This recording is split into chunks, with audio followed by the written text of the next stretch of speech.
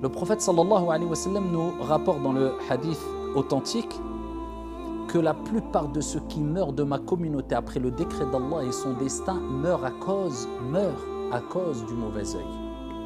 Le mauvais œil s'accroche à l'homme, à l'un d'entre vous, par la permission d'Allah subhanahu wa ta'ala, jusqu'à ce que l'homme se retrouve au sommet d'une montagne et qu'il tombe.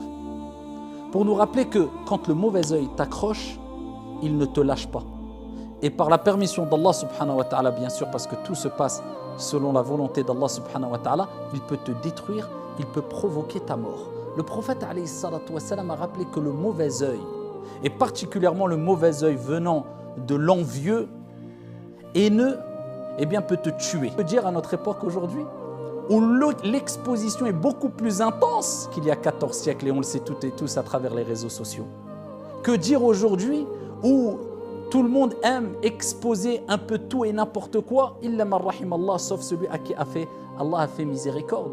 Regardez ma voiture, regardez ma richesse, regardez ma maison, regardez mon épouse, regardez mon époux, regardez-moi. Et la personne ne se rend pas compte qu'elle est peut-être en train d'attirer les foudres sur elle, une certaine malédiction sur elle, peut-être la mort. C'est le prophète sallallahu alayhi wa sallam qui nous a rappelé cela quand il nous a rappelé que le mauvais œil pouvait tuer. Donc c'est pour cela qu'il est important de prendre conscience que le mauvais œil nous entoure. Et il ne peut pas venir, ou il ne vient pas simplement d'une personne qui nous veut notre mal, attention. Car le mauvais œil, comme on va le voir, incha'Allah ta'ala, peut venir de nous-mêmes, pour nos propres biens.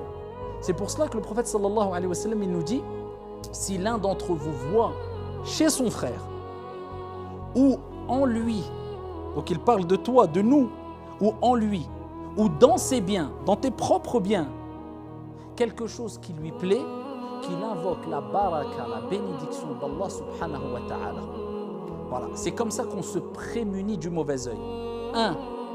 En évitant de montrer tout et n'importe quoi sans intérêt de manière répétée, concernant les bienfaits que Dieu nous a donnés, concernant notre famille, concernant nos enfants, concernant nos richesses, concernant etc. Surtout qu'aujourd'hui, il en faut peu pour rendre les gens jaloux et attirer le mauvais œil.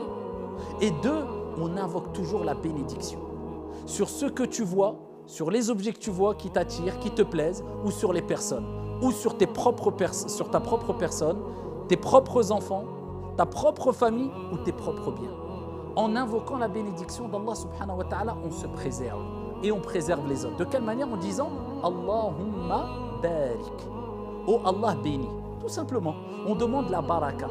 Quand quelqu'un te rend un service, tu lui dis barakallahu fik. C'est une invocation. Tu demandes à Allah azza wa jal de le bénir.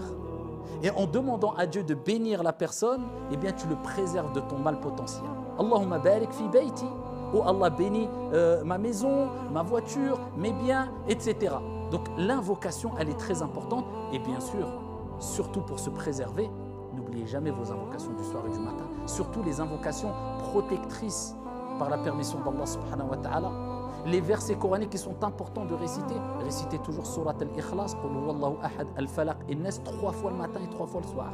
C'est ce qui vous préserve, comme le prophète alayhi salatu wa salam a dit, entre autres, du mauvais œil, de la méchanceté, le mal des gens.